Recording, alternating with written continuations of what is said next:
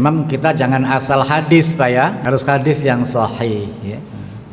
Ya karena kadang-kadang yang mohon maaf ya, kadang-kadang teman-teman itu ya ceramah bukan hadis dikatakan hadis kan, bahkan man aradad dunya fa'alaihi bil ilmi wa man aradal akhirata fa'alaihi bil ilmi wa man aradahuma fa'alaihi bil ilmi.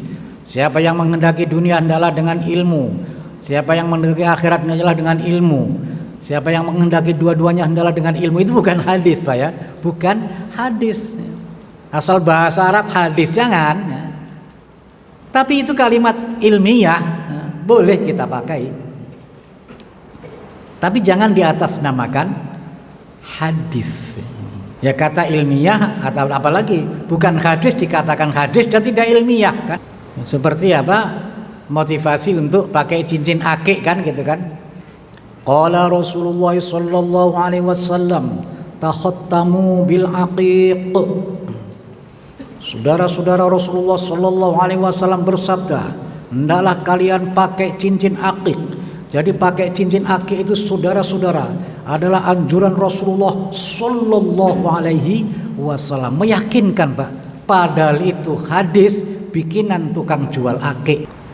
Ya ada yang memang ilmiah, imal di dunia kaka annaka ta'ishu abada wa amal li akhiratika ka annaka tamutu ghada.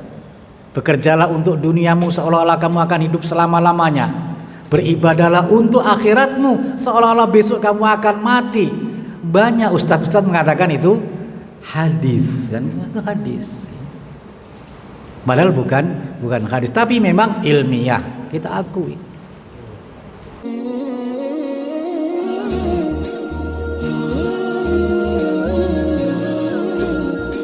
Assalamualaikum warahmatullahi wabarakatuh. Alhamdulillahilladzi 'allama bil qalam 'allamal insana ma lam ya'lam. Wassalatu wassalamu ala nabiyyina Muhammadin sayyidil anam wa ala alihi wa ashabihi khairil umam.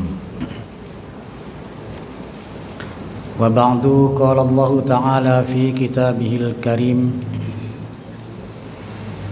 alladzina atainahumul kitaba yatlunahu haqqa tilawatihi ulaika yu'minuna bihi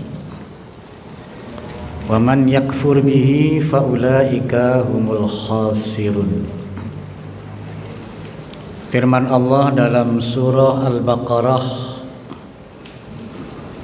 ayat 121 atau 121.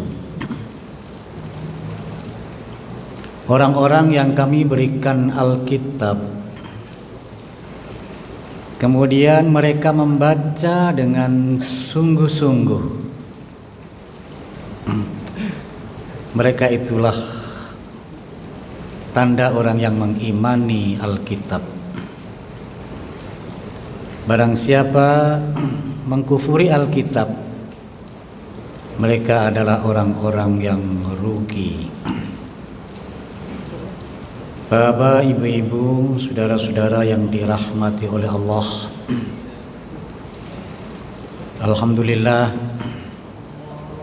sampai saat ini Allah masih memberikan tambahan umur, memberikan kesehatan dan memberikan hidayah kepada kita, sehingga kita bisa melaksanakan tugas utama kita, yaitu beribadah kepada Allah.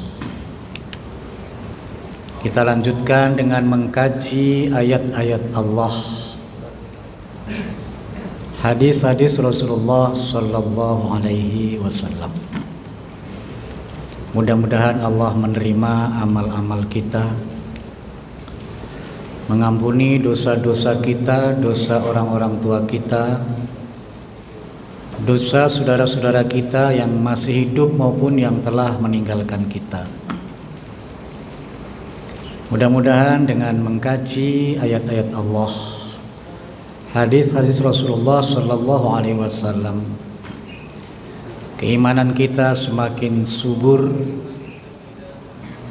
keimanan kita semakin kokoh, semakin kuat, semakin mantap, sehingga sampai akhir hayat kita tetap dalam keadaan iman dan Islam, sehingga kita bisa menggapai husnul khotimah. Amin ya rabbal alamin.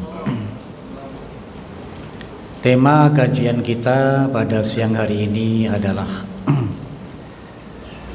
keutamaan mempelajari dan membaca Al-Quran. Mempelajari dan membaca Al-Quran merupakan amalan unggulan, amalan yang punya bobot nilai yang sangat tinggi. Dan belajar itu sendiri secara umum memang sangat ditekankan oleh Islam. Baik mempelajari ilmu yang bersumber dari wahyu maupun ilmu yang bersumber dari rasio, dari hasil penelitian. Ilmu itu ada dua, ada ilmu akli, ada ilmu nakli. Ilmu akli yang bersumber dari penelitian, yang bersumber dari akal, dari rasio. Nakli yang bersumber dari wahyu. Dua-duanya sangat ditekankan dalam Islam.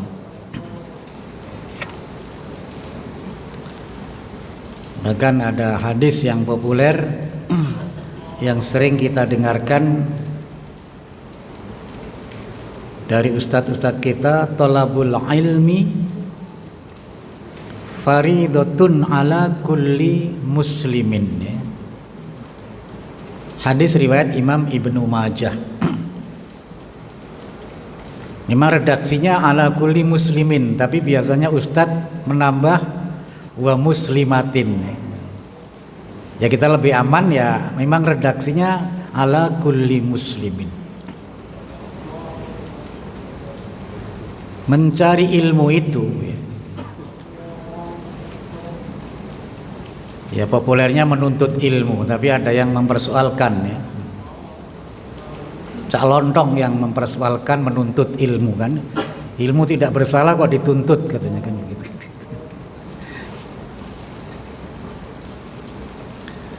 Mencari ilmu itu wajib bagi setiap orang Islam.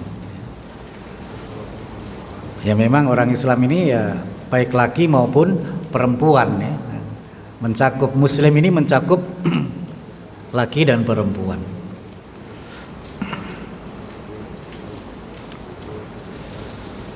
Dan Al-Quran sendiri mula-mula turun bukan menyuruh sholat, bukan menyuruh saum puasa, bukan menyuruh zakat, bukan menyuruh haji. Iqra, menyuruh membaca dulu, belajar dulu.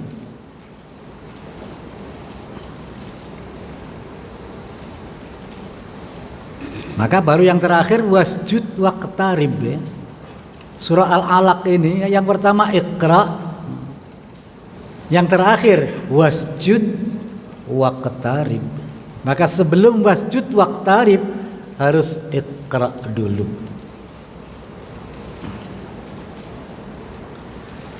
Maka surah Al-Alaq ini, Iqra ini tidak turun seluruhnya apa ya? Tidak turun seluruhnya pada usia Rasulullah 40 tahun, tidak. Hanya 5 ayat. Perintah sholat 5 waktu usia Rasulullah 51 tahun, yaitu peristiwa Isra dan Mi'raj. Karena sholat itu sendiri harus dilandasi dengan ilmu. Wudunya pakai ilmu, sholatnya pakai ilmu, zikirnya pakai ilmu.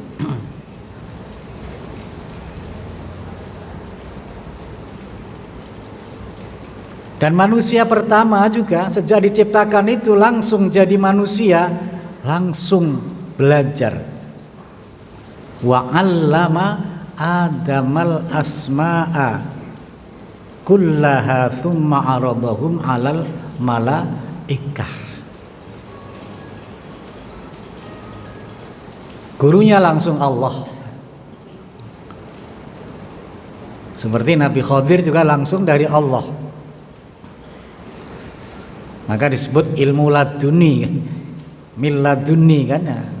Ilmu dariku.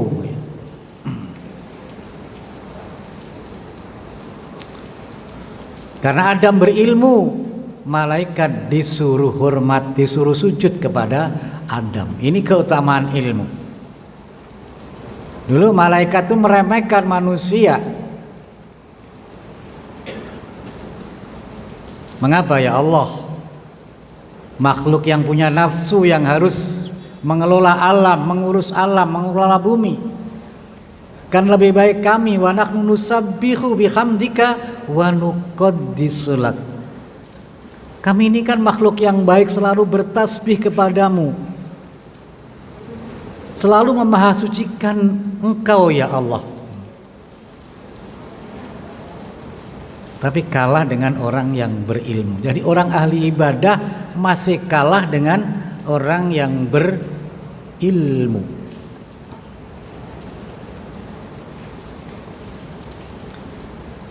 Kita sering mendengar cerita dari ustadz kita tentang orang yang pernah membunuh 99 orang ya. Kemudian sadar, ingin taubat.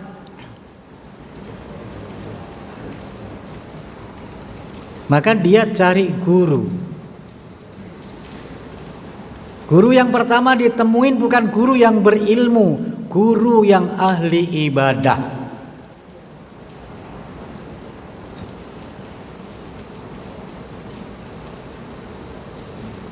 Pak Guru, saya telah membunuh 99 orang. Kalau saya mau bertaubat, apakah diterima taubat saya oleh Allah? Guru yang ahli ibadah mengatakan tidak mungkin, keterlaluan. Jangankan membunuh 99 orang, satu orang saja neraka.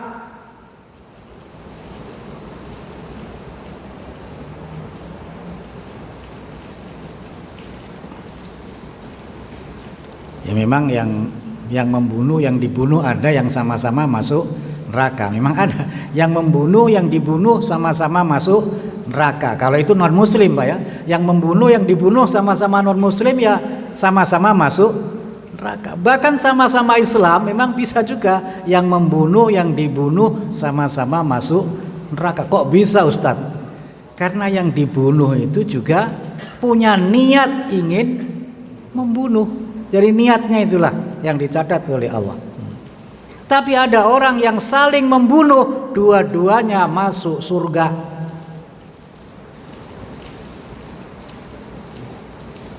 Khalid bin Walid dalam perang Uhud banyak membunuh tentara Islam, tapi akhirnya taubat menjadi pahlawan Islam. Maka yang dibunuh Khalid bin Walid masuk surga.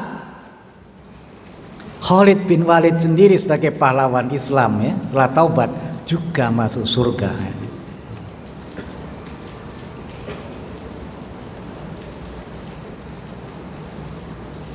Ya Ustadz ini atau Ustadz yang ahli ibadah ini ya memandang manusia itu ya kacamata, pakai kacamata Bapak ya, orang yang bersalah itu dianggap kacamata hitam saja ya. Kita jangan seperti itu Pak ya. Kita kadang-kadang bisa berbalik loh Pak. Kita yang baik-baik ini bisa futur, bisa luntur. Orang yang maksiat itu kadang-kadang berbalik, punya semangat ibadah yang luar biasa. Nggak mungkin Allah mengampuni kan? Akhirnya kan dibunuh sekalian kan. Ini orang ahli ibadah dibunuh sekalian. Tapi tidak putus asa. Fitrahnya masih hidup, ingin mengupgrade diri, ingin bertaubat, ingin jadi orang baik, masih nyari ustadz lagi. Kebetulan ustadz yang dicari ketemu yang ahli ilmu. Ustadz ini sadar bahwa yang malsu'an au yadlim nafsa tsumma yastaghfirillah yajidillah ghafurur rahim. Ustadz, saya membunuh 100 orang, ada ustadznya satu. Wah, ini kalau salah jawab ustadznya bisa jadi 2 ya, jadi 2. Apakah kalau saya bertobat diterima oleh Allah, Ustaz? Oh, diterima. Wa may ya'mal su'an aw yadhlim nafsah tsumma yastaghfirillah yajidillah ghafurur rahim.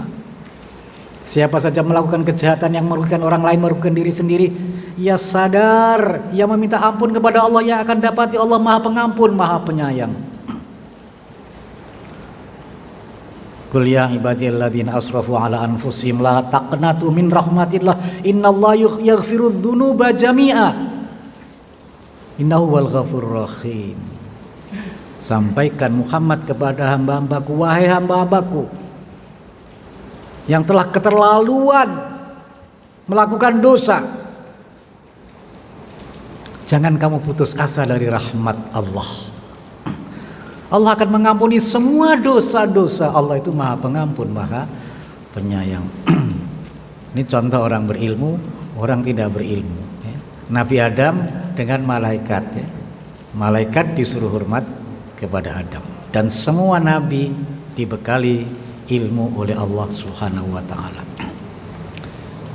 Dan Nabi Muhammad senantiasa diperintah oleh Allah supaya mencari ilmu, berdoa untuk mendapatkan ilmu. Wa qur rabbi zidni ilman. Ini Al-Quran Pak ya. Wa qur rabbi zidni ilman. Dan berdoalah Muhammad, Rabbi zidni ilma, ya Allah tambahkanlah ilmu kepadaku. Surat apa, ayat berapa Pak? Pak, ini ngajinya sudah berapa SKS? Waqur Rabbi zidni ilman. Yang bisa menjawab boleh pulang duluan Pak. Pak, masa jangan sampai lupa Pak ya, ini perintah. Maka Rasulullah setiap subuh berdoa berdasarkan ayat ini, Allahumma inni as'aluka ilman nafi'an wa rizqan thayyiban wa amalan mutaqabbalan.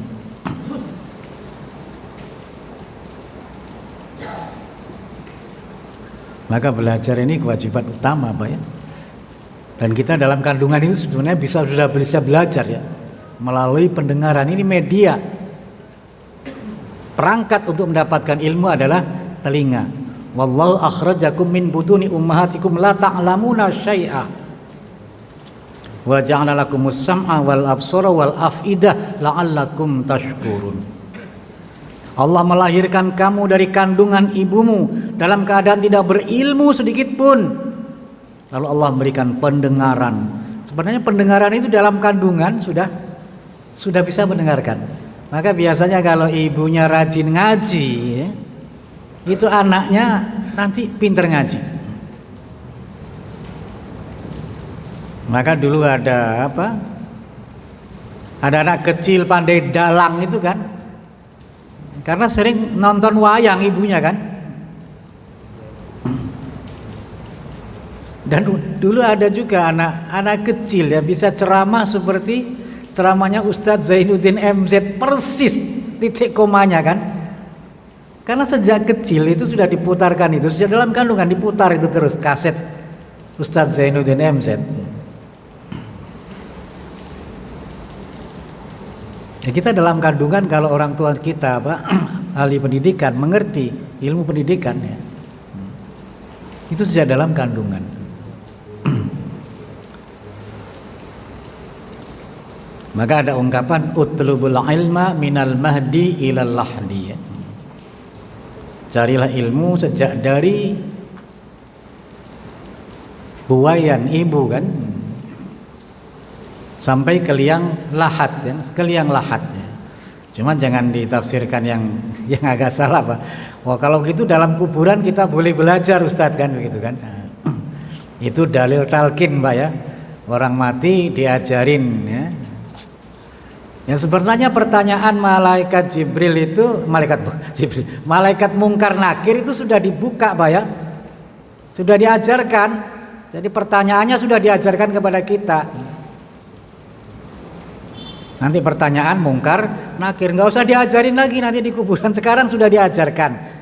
Nanti kalau ditanya man rabbuka, siapa Rabbmu, siapa Tuhanmu? Allahu Rabbi. Nah, kita sering raditu billahi robba wa bil islami dinan wa bi Muhammadin nabiyan wa rasula. Jangan belajarnya nanti mati baru belajar gitu kan.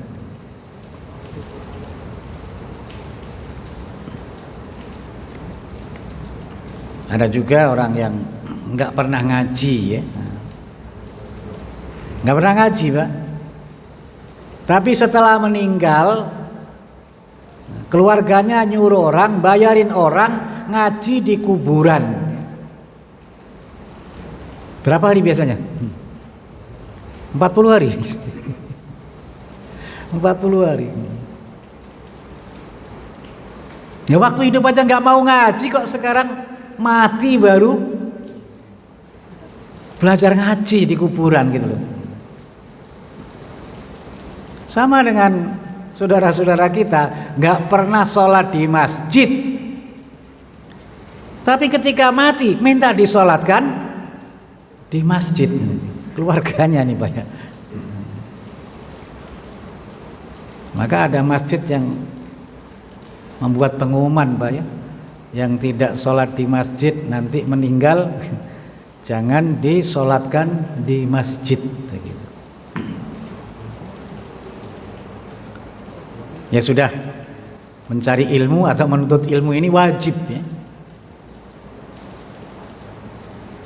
Hanya wajib itu ada dua ya, ada fardu ain, ada fardu kifayah. Kalau ilmu tentang ibadah ini fardu ain, siapapun orangnya, mau dokter, mau insinyur ya, mau petani, semuanya belajar tentang tata cara ibadah. Ini wajib. Kalau ilmu duniawi ini fardu kifayah.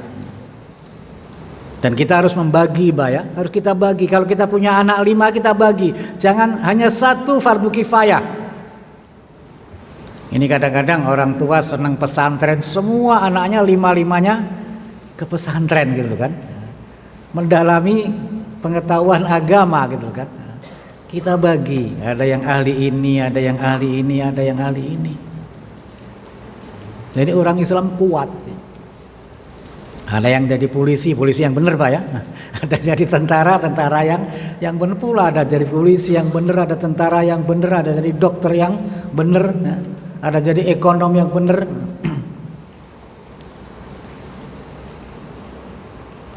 Ada fardu kifayah yang kadang-kadang tidak dilirik oleh saudara-saudara kita itu ya. Dokter kandungan, Pak ya. Dokter kandungan ini kebanyakan laki, seharusnya wanita kan begitu kan? Seharusnya wanita. Maka kalau Bapak punya anak wanita, usahakan ya fardu kifayah di sini mendalami ilmu kandungan kan gitu kan. Ilmu kandungan.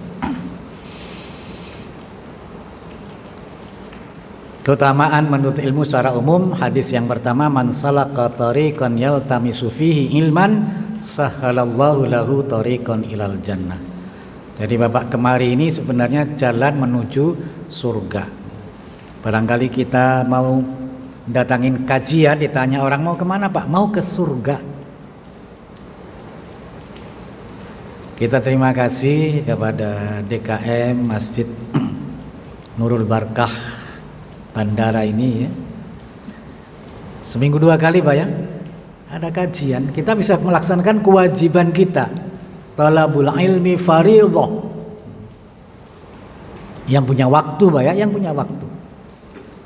Yang tidak punya waktu tidak dipaksa. La yukallifullahu nafsan illa wus'aha. Ya, bagi ada yang waktu 5 menit dengerin 5 menit, yang ada waktu 10 menit 10 menit. Yang tidak ada waktu bisa bawa pulang ini apa ini? Tulisan ini bisa dibawa pulang kan? Kita baca di kantor bisa. Kalau ngafal hadis-hadis ini seminggu hafal Pak ya kira-kira Pak ya? Pak, Satu lembar ini kira-kira seminggu Pak ya, seminggu. Jangankan seminggu, semalam juga bisa Pak, semalam bisa. Man salaka tariqan yaltamisu fihi ilman sahalallahu lahu tariqan ilal jannah. Ini sabda Rasulullah sallallahu alaihi wasallam berdasarkan hadis sahih Pak ya, hadis riwayat Imam Muslim. Memang kita jangan asal hadis Pak ya, harus hadis yang sahih ya. Ya karena kadang-kadang yang mohon maaf ya, kadang-kadang teman-teman itu ya ceramah bukan hadis dikatakan hadis kan bahkan. Man aradad dunya fa'alaihi bil ilmi wa man aradal akhirata fa'alaihi bil ilmi wa man aradahuma fa'alaihi bil ilmi. Siapa yang menghendaki dunia hendaklah dengan ilmu, siapa yang menghendaki akhirat hendaklah dengan ilmu, siapa yang menghendaki dua-duanya hendaklah dengan ilmu. Itu bukan hadis Pak ya, bukan hadis. Asal bahasa Arab hadis jangan ya. Tapi itu kalimat ilmiah boleh kita pakai. Tapi jangan di atas namakan hadis. Ya kata ilmiah atau apalagi bukan hadis dikatakan hadis dan tidak ilmiah kan? Seperti apa? Motivasi untuk pakai cincin akik kan gitu kan? Qala Rasulullah sallallahu alaihi wasallam takhattamu bil aqiq. Saudara-saudara Rasulullah sallallahu alaihi wasallam bersabda, hendaklah kalian pakai cincin akik. Jadi pakai cincin akik itu saudara-saudara adalah anjuran Rasulullah sallallahu alaihi wasallam. Meyakinkan Pak, padahal itu hadis bikinan tukang jual akik, nah kan begitu. Ya kita harus kritis ya. Ya ada yang memang ilmiah, imal di dunia kaka annaka ta'ishu abada wa amal li akhiratika ka annaka tamutu ghada. Bekerjalah untuk duniamu seolah-olah kamu akan hidup selama-lamanya. Beribadalah untuk akhiratmu seolah-olah besok kamu akan mati. Banyak ustaz-ustaz mengatakan itu hadis kan, itu hadis.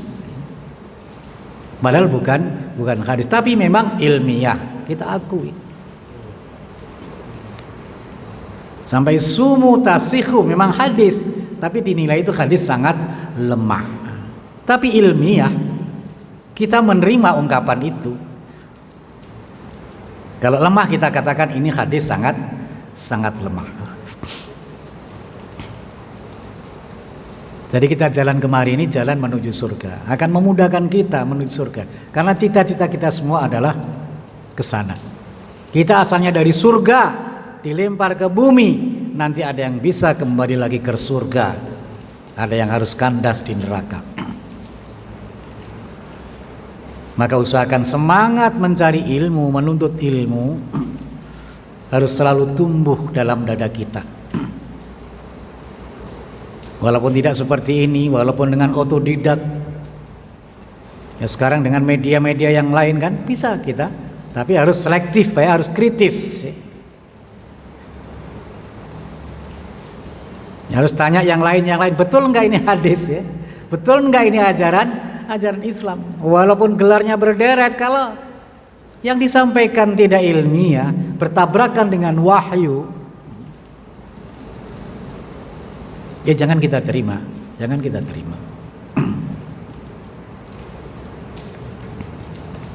memang kita ini kadang-kadang memang tidak kritis terhadap ustadz itu ya.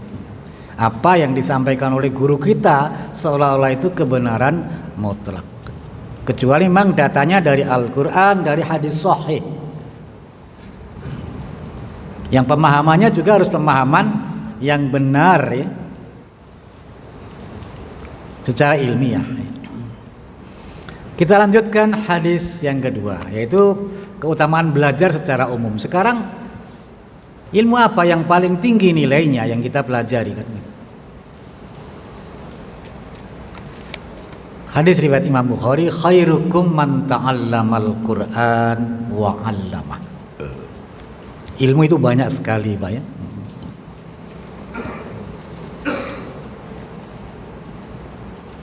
Ini ada keutamaan bagi orang yang mempelajari Al-Quran. Orang yang paling baik di antara kamu adalah orang yang mempelajari Al-Quran dan mengajarkan Al-Quran. Cuman kadang-kadang guru Al-Quran itu kurang mendapat penghargaan di masyarakat, Pak ya. Kadang-kadang ada kursus privat itu guru matematika dengan guru Al-Quran. Guru Al-Quran honornya 200.000, guru matematika 1 juta, Pak. Sebulan gitu. Jadi kadang-kadang diremehkan guru Al-Quran, padahal itu guru yang terbaik, yang dipelajari adalah firman Allah, wahyu Allah. Maka sedianya yang guru matematika 1 juta, guru Al-Quran 5 juta, Pak. 5 juta.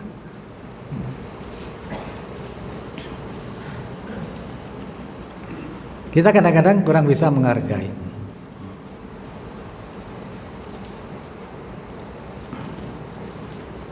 Lama ya. Ini dalam pandangan Allah, guru Al-Quran itu belajar dan mengajar Al-Quran itu amalan yang luar biasa.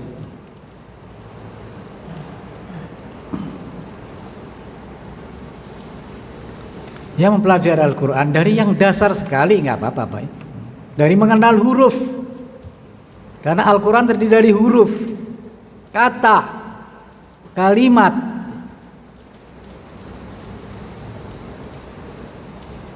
Dan orang Indonesia kreatif kalau belajar huruf, Pak ya, membuat metode-metode yang bagus ya.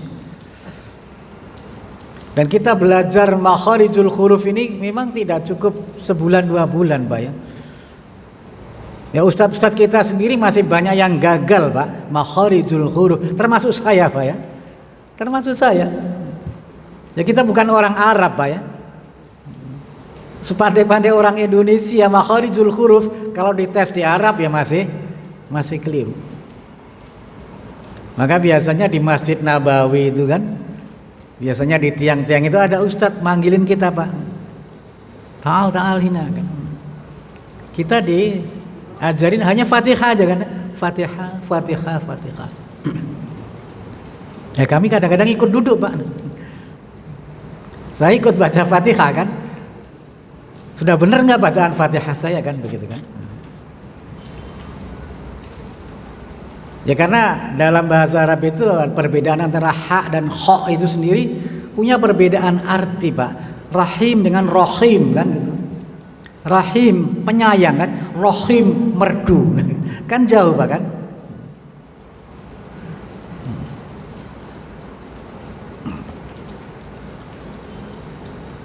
Banyak orang Indonesia namanya Khazin, Pak ya. Ada Pak ya? Pak Khazin gitu kan. Artinya sedih, Pak. Sedih kan. Ya karena khazin aja lah kan. Lumbung kan. Lumbung apa? Perbendaraan kan. Khazin kan gitu. Ada mukri. Mukri itu menyusun rencana jahat kan itu kan. Mukri, orang yang membaca kan, yang membaca. Mukri ya pakai kin. Jadi beda, Pak, antara qaf dan kaf ya. Mukri dengan mukri kan gitu kan. Hazin dengan khazin kan gitu kan. Maka ada pelajaran anak-anak, cobalah bedakan, harus jelas beda di antara huruf kan begitu kan. Fa dan sa kan gitu kan.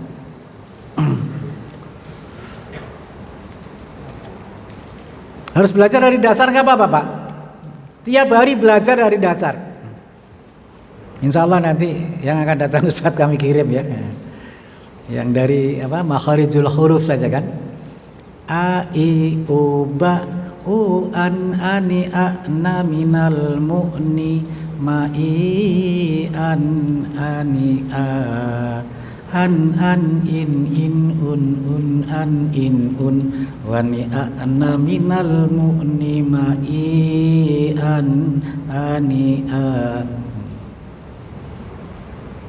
Itu tidak ada metode itu di Arab. Ini kreativitas ustadz-ustadz Indonesia bagaimana mengajarkan apa makharijul huruf. Dulu sudah pernah saya sampaikan, Pak, huruf Al-Quran ada berapa, Pak? Pak, lupa? Dari Al-Fatihah sampai An-Nas hurufnya ada berapa? Jangan lupa lagi Pak ya. 323.071. Berapa? 323.071. Dari huruf dirangkai menjadi kata ya. Kita belajar dari morf dulu, dari komponen yang paling kecil kan huruf. Baru kata, morfologi kan. Ilmu tata kata namanya morfologi, atau dalam di pesantren namanya ilmu sorof ya. Karena saking susahnya rumusan-rumusan itu, pola-pola itu, akhirnya diplesetin ilmu saraf katanya Pak kan itu kan. Ilmu sorof Pak ya, morfologi ya. Jadi menghafalkan pola-pola itu. Fa'ala yaf'ulu fa'lan fa'ilun maf'ulun uf'ul la taf'ul maf'alun maf'alun mif'alun fu'ila yuf'alu. Kata ada berapa kata Pak? Tadi kan huruf. Sekarang kata dalam Al-Quran berapa? Bismillahirrahmanirrahim ada 5 kata kan, bi dengan ismi nama kan, Allah Ar-Rahman Ar-Rahim itu 5 kata. Kalau hurufnya berapa Pak? Bismillahirrahmanirrahim Pak. Saya nanya aja Bismillahirrahmanirrahim hurufnya ada berapa? Masya Allah.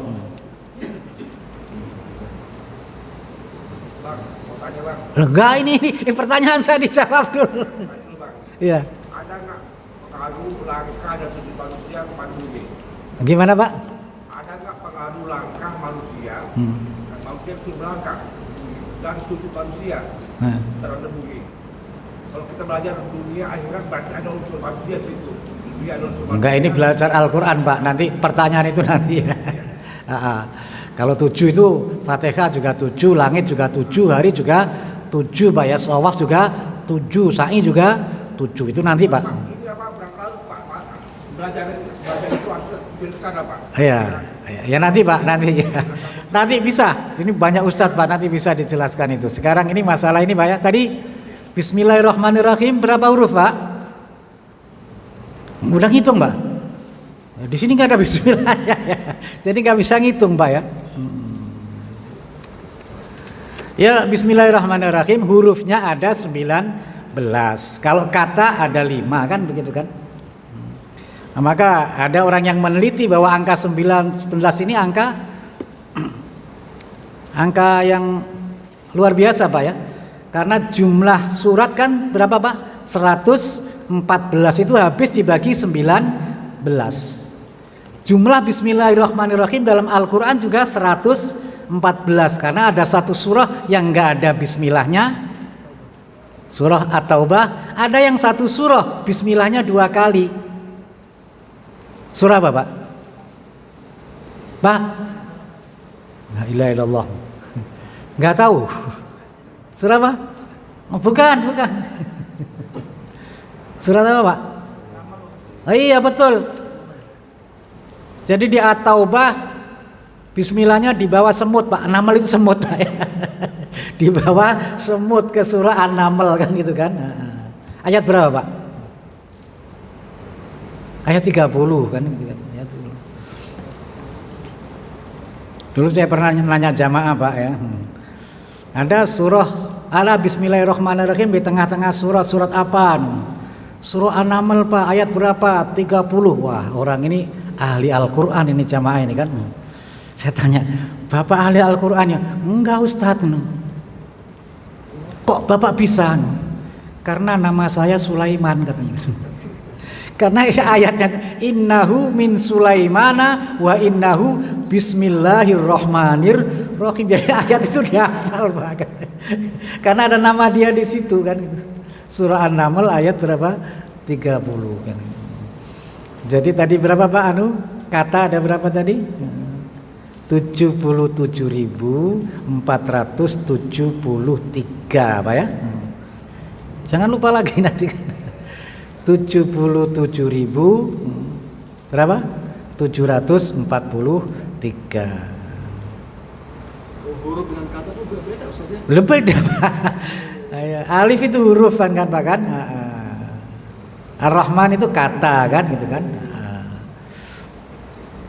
Nah, kemudian titiknya ada titik itu punya fungsi Pak dalam Al-Qur'an itu kan. Ada apa? Ta'budun kan, ada ya'budun kan, Bang. Ada na'budu kan, ada na'budu, ada ya'budu, ada ta'budu kan. Jadi titik itu punya makna. Titiknya dalam Al-Qur'an 156.081. Maka dulu ada pelajaran anak-anak itu alif tidak titik, ba titik 1 bawah ya.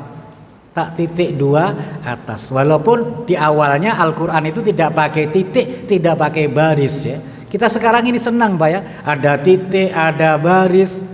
Malah sekarang ini waduh, kalau bacaan ini ada warna begini, kita tinggal enaknya Pak. Kalau seperti orang dahulu repot Pak kita. Dan tulisannya tidak seindah sekarang kita. Bapak kalau baca Al-Qur'an zaman sahabat, waduh, nggak bisa baca Pak, nggak bisa baca. Kita ini tinggal enak ya, tinggal enak. Ya mudah-mudahan ini bisa motivasi kita Pak ya. Yang belum punya Quran beli Pak ya. Ya tadi ayatnya kan, ini indikator keimanan kan kepada Al-Qur'an.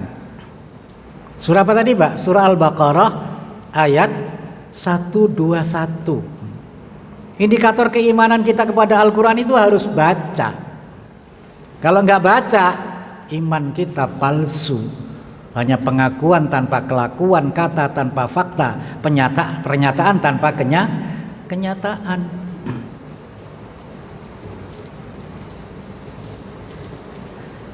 Maka umat Islam ini terbagi 3 terhadap Al-Qur'an Pak. Tsumma awrathnal kitaba alladzina astafaina min ibadina faminhum dzalimun li nafsihi wa minhum muqtasid wa minhum sabiqun bil khairat biiznillah. Jadi ada orang Islam yang nggak pernah kenal Al-Qur'an Pak, nggak pernah kenal Al-Qur'an. Kadang-kadang Al-Qur'an hanya untuk pajangan saja di bufet, nggak pernah disentuh. Kalau ada yang meninggal baru diambil, yang lecek karena Yasin. Baik, kita harus akrab ya dengan Al-Qur'an. Usahakanlah habis maghrib atau habis isya, entah belajar 1 ayat, entah belajar dari huruf dulu nggak apa-apa. Ini menjadi orang yang terbaik Pak ya. Itu bukti apa, indikator keimanan. Nanti mohon maaf ya, nanti di akhirat kalau kita jauh dengan Al-Qur'an, Rasul akan menunjuk kita menjadi saksi. Wa qala ar-rasul ya qaumi ya rabbi inna qaumi ittakhadhu hadzal qur'ana mahjura. Ya Allah Rabb kami, orang ini ya Allah menjaga jarak dengan Al-Qur'an, menjauhi Al-Qur'an. Kita dilaporkan Rasulullah.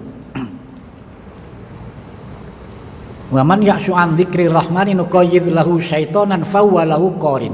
Surah Az-Zukhruf ya, surah 43 ayat 46.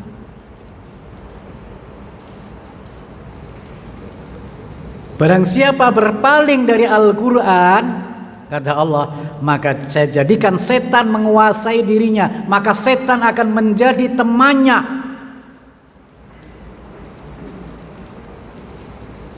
Wa innahum la yasuddunahum 'anis sabil. Akhirnya setan itu menghalang-halangi mereka untuk berbuat baik, Pak.